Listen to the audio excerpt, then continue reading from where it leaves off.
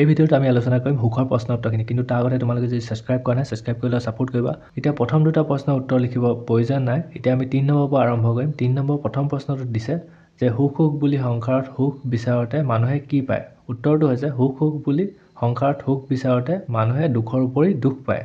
তাৰপিছত খটো দিছে কবিয়ে মানুহক দিনকণা বুলি কিয় কৈছে? উত্তৰটো হৈছে সুখ হাততে থকাৰ স্বত্তেও দেখিও নেদেখাৰ কাৰণে কবিয়ে মানুহক দিনকণা বুলি কৈছে। গটো হৈছে সুখ পাবলৈ হ'লে আমি কিহৰ বলিদান দিব লাগিব? উত্তৰটো হৈছে সুখ পাবলৈ হ'লে আমি স্বাৰ্থৰ বলিদান দিব লাগিব। তাৰপিছত ঘ নম্বৰটো দিছে পৰম পিতাৰ সন্তান বুলি কাক কোৱা হৈছে? উত্তৰটো হৈছে পৰম পিতাৰ সন্তান বুলি মানুহক কোৱা হৈছে। উঙ নম্বৰটোত আমাক দিছে স্বাৰ্থ বাটত কিহে বিন্ধে বুলি কবিয়ে কৈছে? উত্তৰটো হৈছে স্বাৰ্থ বাটত দুখৰ কাঁইতে আৰু খোজে প্ৰতি শুলে বিন্ধে বুলি কবিয়ে কৈছে। প্ৰথম ছ নম্বৰটোত আমাক দিছে যে সুগন্ধি কুহুম ক'ত ফুলে? উত্তৰটো হৈছে সুগন্ধি কুহুম নিস্বাৰ্থ বাটত ফুলে। দ্বিতীয় ছটোত দিছে জীৱনটো অকল নিজৰ নিমিত্তে নহয় তেনেহ'লে কাৰ বাবে? উত্তৰটো হৈছে জীৱনটো অকল নিজৰ নিমিত্তে নহয়, জীৱনটো পৰৰ বাবেও। আৰু বগীয়া জটোত আমাক দিছে কি কৰিব পাৰিলে সংসাৰৰ পৰা দুখ নোহোৱা হ'ব? উত্তৰটো হৈছে কেৱল নিজৰ কথা নাভাবি আনৰ হকে ত্যাগ কৰিব পাৰিলে আৰু আনৰ হিতৰ হৈ কাম কৰিব পাৰিলে সন্তোষ লাভ কৰিব পৰা যাব, অৰ্থাৎ দুখ নোহোৱা হ'ব। 4 নম্বৰটোত আমাক কবিতাটো মূল ভাৱখিনি লিখিব কৈছে, সুখৰ মূল ভাৱখিনি লিখিব কৈছে। এতিয়া আমি লিখিম যে ইয়াত আমি এনেধৰণত লিখিব লাগিব যে সুখ বিচাৰি সকলোৱে হাবাথুৰি খায় কিন্তু সুখ বিচাৰি নাপায়, সুখ বিচাৰোঁতে সদায় মানুহে দুখৰ উপৰি দুখ পায়। আৰু কবিয়ে ক'ব বিচাৰিছে যে পৰৰ কাৰণে যদি কান্দিব জানা তেতিয়াহে তোমালোকে সুখ বিচাৰি পাবা। আৰু পৃথিৱী হৈছে সকলো মানুহেই ভাই ভনী, গতিকে সকলোৱে একতাভাৱে যদি থাকোঁ, এই ভাৱ যদি অনুভৱ কৰিব পাৰোঁ যে সকলো ভাই ভনী বুলি, তেতিয়াহে কবিৰ মতে আমি এই জীৱনত সুখ বিচাৰি পাম, অৰ্থাৎ আমাৰ জীৱনটো সুখময় হৈ পৰিব। সেইখিনি আমি মূল ভাৱটোত লিখিব লাগে। তাৰপিছত আমাক 5 নম্বৰটোত দিছে সংসাৰত সুখ পাবলৈ হ'লে কি কি কৰিব লাগিব? কবিতাটোৰ আলমত লিখা। ইয়াতো মূল ভাৱটোৰ নিচিনা একেই লিখিব লাগিব, অলপ বেলেগ কৰিব লাগিব যে সুখ বিচাৰি মানুহে হাবাথুৰি খায় তথাপিতো সুখ নাপায়। সেইকাৰণে আমি যদি সুখ পাবলৈ হয় তেনেহ'লে আমি স্বাৰ্থ বলিদান দিব লাগিব, সকলোকে ভাই ভনী বুলি ভাবি মৰমেৰে আঁকোৱালি ল'ব লাগিব আৰু পৃথিৱীখনক নিস্বাৰ্থভাৱে সকলোকে ভাল পাব লাগিব আৰু বিশ্বপ্ৰেম জগাই তুলিব লাগিব নিজৰ মাজত, তেতিয়াহে আমি সুখ বিচাৰি পাম। এইখিনিয়ে তোমালোকে লিখি দিবা। তাৰপিছত 6 নম্বৰটোত আমাক দিছে যে তলৰ শব্দবোৰৰ অৰ্থ লিখিব লাগে। এতিয়া দিনকণা হৈছে দিনতে নেদেখা। তাৰপিছত স্বাৰ্থ হৈছে নিজৰ লাভ বা মংগল।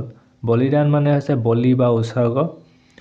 সেনেকৈ গোটেইখিনি আমি সমাৰ্থক শব্দ লিখি যাম এফালৰ পৰা।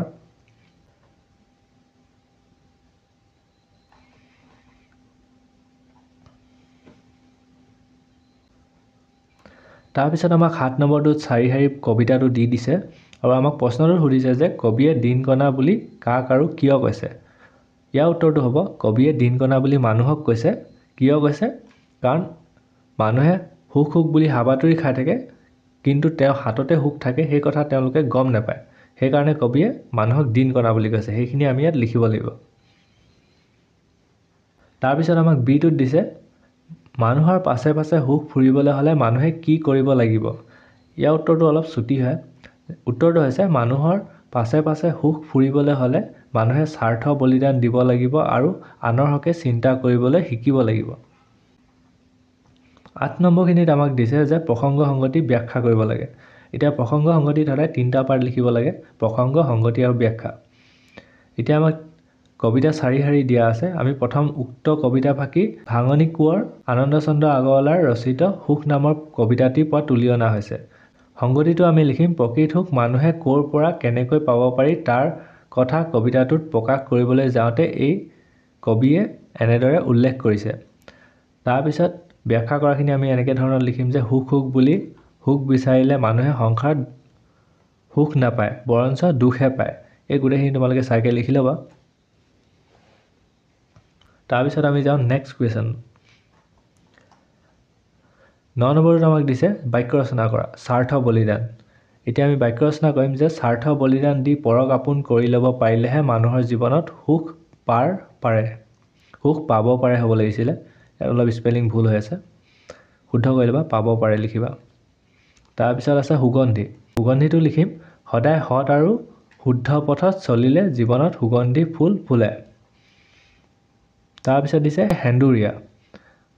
আমি লিখিম যে নিস্বাৰ্থ বাট সেন্দুৰীয়া আলিৰ দৰে মিহিন। তাৰপিছত দিছে ভৰপূৰ। আমি লিখিম যে নিস্বাৰ্থভাৱে পৰক আপোন কৰি ল'ব পাৰিলে জীৱনটো সুখেৰে ভৰপূৰ হয়। তাৰপিছত লাষ্টৰটো দিছে দিনকণা। স্বাৰ্থপৰ হৈ আনক নিজৰ বুলি নভবা লোকে দিনকণাৰ দৰে সুখ বিচাৰি দুখহে পায়।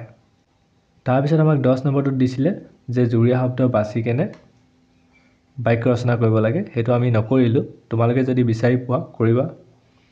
তাৰপিছত আমাক 11 নম্বৰটোত দিছে যে লিংগ পৰিৱৰ্তন কৰিব লাগে। এতিয়া ধৰি লোৱা পুলিংগত আছে, স্ত্ৰীলিংগত লিখিব লাগে। যেনেকৈ দঁতাল, মাখুন্দি, মতা মানুহ, মাইকী মানুহ, মতা ম'হ, মাইকী ম'হ, মতা ছাগলী, মাইকী ছাগলী, সেনেকৈ মতা মাইকী লগাই দিব লাগে। তাৰপিছত আমাক 12 নম্বৰখিনিত দিছে প্ৰত্যয় ভাঙি দেখুওৱা। যেনেকৈ ঢুলীয়া, ঢোল যোগ ইয়া, তেলীয়া, তেল যোগ ইয়া, চবতে ইয়া জইন হৈ আছে। দীৰ্ঘইকাৰ আছে ন, দীৰ্ঘইকাৰ থকাৰ কাৰণে দীৰ্ঘই হৈ থাকিলে, বাকী অন্তস্থিত ইয়াটো আহি গ'ল ইয়ালৈ। যদি ইমানলৈকে চালা ছাবস্ক্ৰাইব কৰিব নাপাহৰিবা, আৰু তোমালোকে যদি গ্ৰুপটো জইন কৰা নাই হোৱাটছএপৰ, জইন কৰি ল'বা, আৰু লিংক পাবা তোমালোকে কমেণ্টত।